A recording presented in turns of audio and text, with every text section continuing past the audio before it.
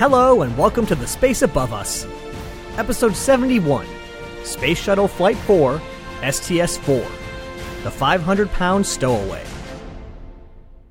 Last time, we learned about Jack Lousma, Gordon Fullerton, a whole bunch of different orbiter studying experiments, and a dusty place called White Sands, which were all part of the Space Shuttle's third mission, STS-3.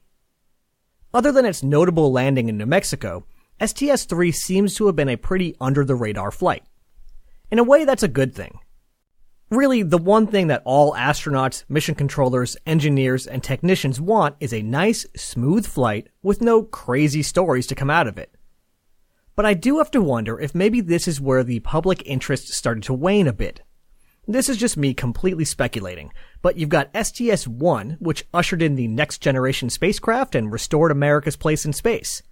Then STS-2 is the first reuse of an orbital spacecraft, something unthinkable just a decade earlier. And then STS-3, which, like all space missions, is inherently interesting. But what was the public going to latch on to? Further characterization of the orbiter's thermal response? Interesting to us, but I've got to wonder.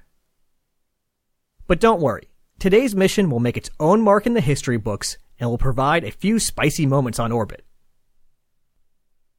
Perhaps most noteworthy in the long term, STS-4 marked the end of the orbital test flights. Since we'll be leaving this period of the shuttle behind after this episode, let's take one more quick look at what the orbital test flights were. I think something about the rapid-fire nature of the space race in the 1960s and the staggering expense of spaceflight made us forget, but normally a new vehicle has a pretty extensive shakedown period. Would you get on the third ever flight of a brand new type of jumbo jet? Or even the 300th? In Apollo, in my opinion, the only flights that could really be called straight-up test flights were 7 and 9, which tested the command module and lunar module respectively. You could maybe throw 8 and 10 in there, the first lunar flight and the first lunar flight of the lunar module, but in my mind, those put more emphasis on testing procedures and process than on basic hardware checkout. After those flights, it was straight into the landing missions. With so much time pressure and with Apollo being a fairly limited program, that probably made sense. But with the shuttle, things were different. We now know that there were only 135 flights of the space shuttle, but at the time, NASA had plans to eventually launch as often as every other week. If we keep the math simple and suppose that had held for the same 30-year period, that would have meant 780 flights. So it made sense to spend a few flights less focused on accomplishing the real goals of the shuttle, stuff like satellite deployment, satellite retrieval, science experiments, and so on, and more focused on the shuttle itself. And in a nod to the unknowns surrounding these early flights, the crew was constrained to 2 astronauts, each of whom had an ejection seat that could be used during some portions of ascent and re-entry. But at the same time, the shuttle was already years behind schedule, and these flights weren't exactly cheap, so you didn't want to spend too long before the operational or quote-unquote real mission started. So there was pressure to keep the number of orbital test flights down, with NASA eventually settling on 4. With that in mind, as we've seen, these early missions were largely dedicated to studying the orbiter itself. How did it control? How did it control when it wasn't quite on target? How did it handle abnormal thermal conditions? What was it like in the payload bay? How did the low Earth orbit environment and the orbiter interact? How easy was it for the astronauts to get their jobs done? What were the sticking points? While I'm sure all of this was asked to a certain extent on all of the missions, for the orbital test flights they were the center of attention. The hope was that by the end of STS-4, around 20 days of flight time, the shuttle would be a well-understood, flight-proven, and reliable vehicle, ready to get to work. Flying as payloads on this mission would be... Actually, you know what? Last time I spent a little too long on the ground talking about payloads and not enough time in space. So let's just hop into... On June 27th, 1982 at 11 a.m., for the first time with no postponements, scrubs, or delays, Columbia sprang off of the launch pad for the last of the orbital test flights. Whoa. Okay, we're in orbit now, so I guess we should probably meet our crew. Flying as commander was one of only 2 people to fly on both the Saturn V and the Space Shuttle, Ken Mattingly. Mattingly is probably best known for a mission that he didn't even fly when he was bumped from the command module pilot's seat on Apollo 13 just days before the flight. He went on to play a key role in the safe recovery of his former crew, including his replacement Jack Swigert. We last saw him as the command module pilot on Apollo 16, which was commanded by John Young, the other guy who had flown on both a Saturn V and Space Shuttle. Mattingly spent several days orbiting the moon by himself, performing science experiments, and keeping the crew's ride home in working order. This is his second of 3 spaceflights. Joining Mattingly and flying as pilot was Hank Hartsfield. Henry Hartsfield, who went by Hank, was born in Birmingham, Alabama on November 21, 1933. He earned a bachelor's degree in physics from Auburn University, and 17 years later picked up a master's degree in engineering science from the University of Tennessee. In between, he joined up with the Air Force where he flew fighter jets around Germany before heading to the deserts around Edwards Air Force Base for test pilot school. Like many of these early shuttle astronauts, he was selected for the Manned Orbiting Laboratory program in 1966 and joined NASA after MOL's cancellation in 1969. Hartsfield actually worked with Mattingly previously, sitting in as Capcom on Apollo 16. This is his first of 3 spaceflights. Notably, this crew served as the backup crew for both STS-2 and STS-3, so they were probably itching to go when it was finally their turn. But they were also the last ever backup crew, since with crews growing in size and complexity, the concept of swapping out the whole crew didn't really make sense anymore. As Mattingly and Hartsfield unstrapped from their seats following MECO and began settling into their 7-day stay in orbit, their minds may have turned to a problem observed on ascent. I actually don't know when this news was broken to the crew, but to experts inspecting the shuttle telemetry, it looked like the main engines were running low on power. But looks can be deceiving. What looks like low engine performance could be perfectly normal engine performance, but with the engines pushing more mass than expected. But how would the shuttle have more mass than expected? Well, let's take a quick step back a day to when Columbia was still on the launch pad. On the night of June 26th, the night before the launch, a hailstorm rolled over the Kennedy Space Center. Little chunks of ice pelted the orbiter exposed out on the launch pad. Hundreds of little divots were observed in the heat shield, but nothing seemed to be too damaged. As technicians got to work inspecting and repairing the heat shield, NASA threw one of the tile experts into a T-38 jet and flew him from Houston to Kennedy just to be safe. Some minor repairs were required, but the thermal protection system seemed to be in working order. Until they got to orbit. I don't know who pieced this one together, but they deserve a raise. Somehow, someone determined that the poor engine performance was actually caused by excess mass due to rainwater that had been absorbed by the heat shield through tiny cracks in the outer sealing layer. And not just a little water. I've seen estimates that range from 500 and a couple thousand pounds of rainwater. This was bad enough, but it also raised serious safety concerns. If the water froze and expanded, it could crack the tiles. Or maybe even worse, if it turned to steam during re-entry heating, it could make the tiles blow up in a process that reminds me of popcorn. Not a word you want to hear in the context of your thermal protection system. The solution was to face the belly of the orbiter towards the sun for an extended period of time, baking out the excess water. Luckily, facing the sun for an extended period of time was part of the thermal stress test plan anyway. Unluckily, it wasn't supposed to be the first thing in the mission, so the timeline got sort of scrambled. And to give you an idea of just how much water had to be baked out, among the list of mission anomalies was an off-nominal attitude caused by a substantial amount of torque generated by the unevenly outgassing water. That is, the water essentially turned the entire bottom of the orbiter into one big splotchy, extremely low-power thruster.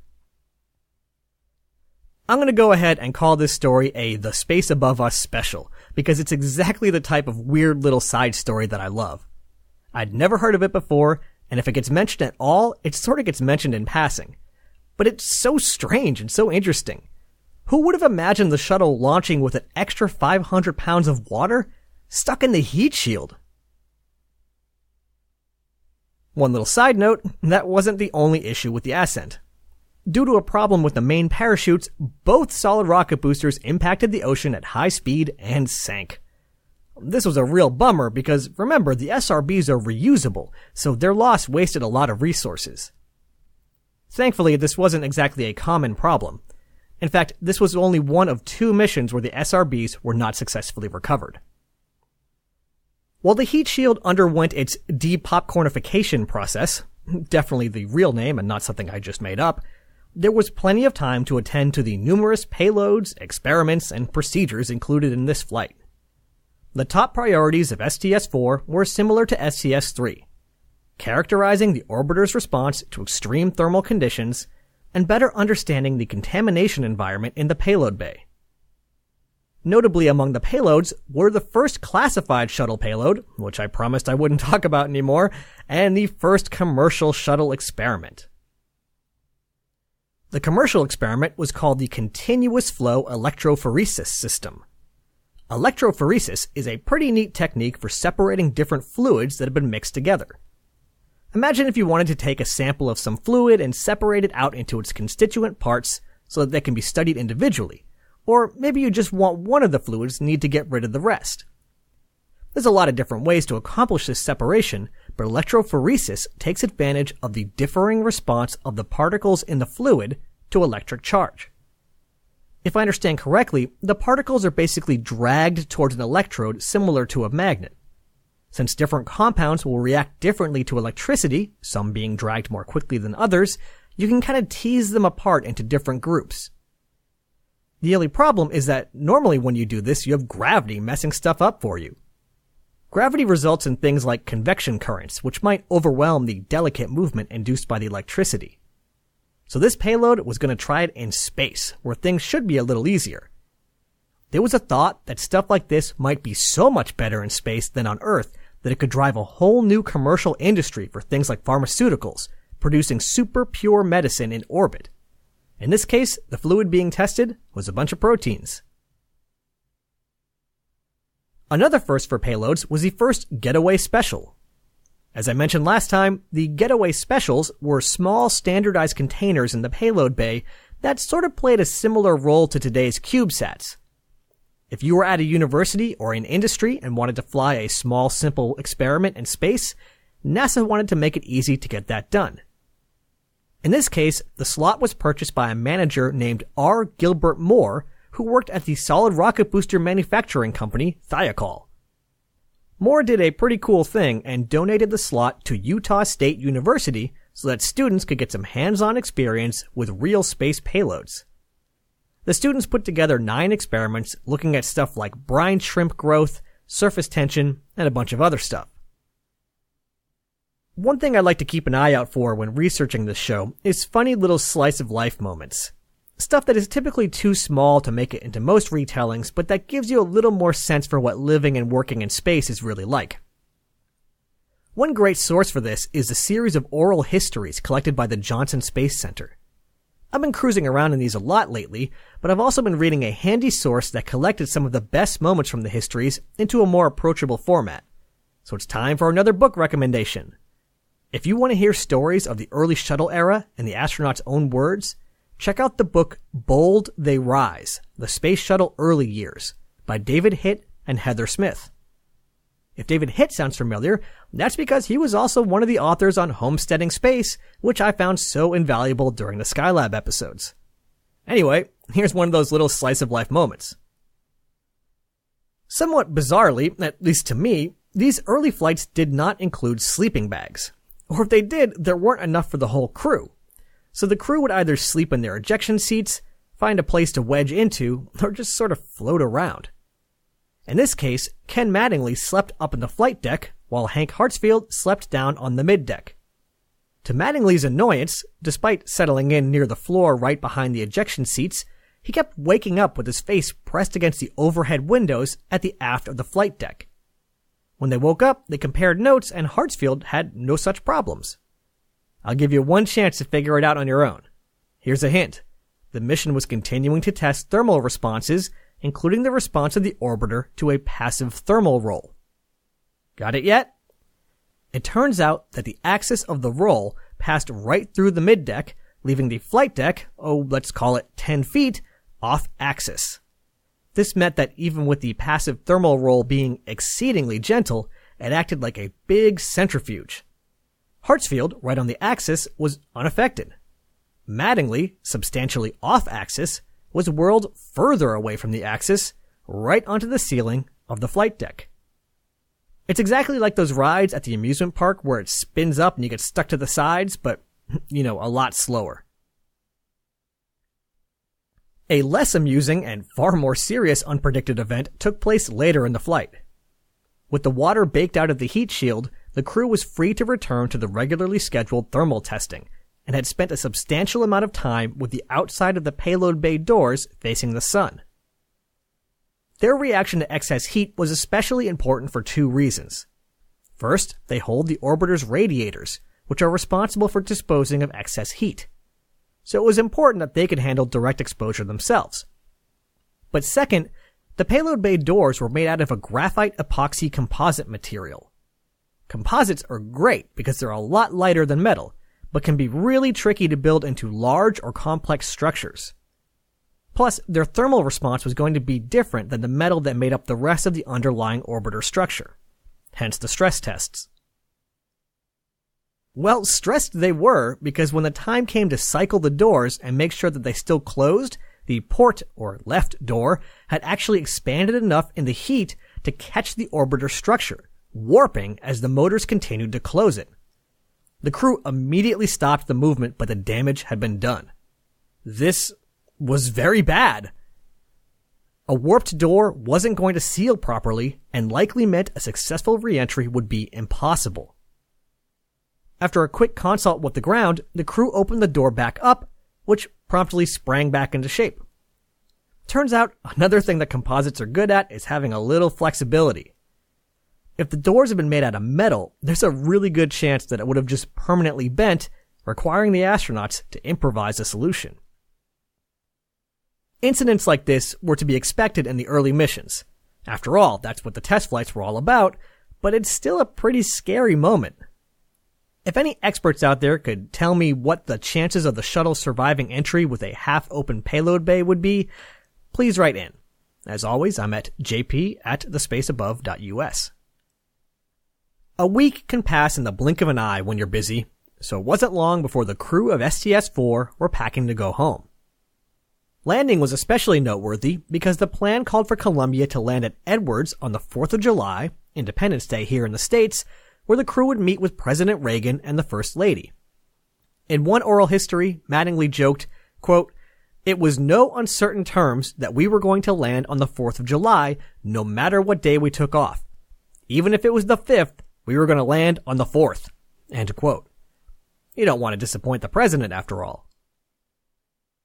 So after 7 days, Columbia aimed to the proper attitude, fired up the OMS engines, and began its long descent home.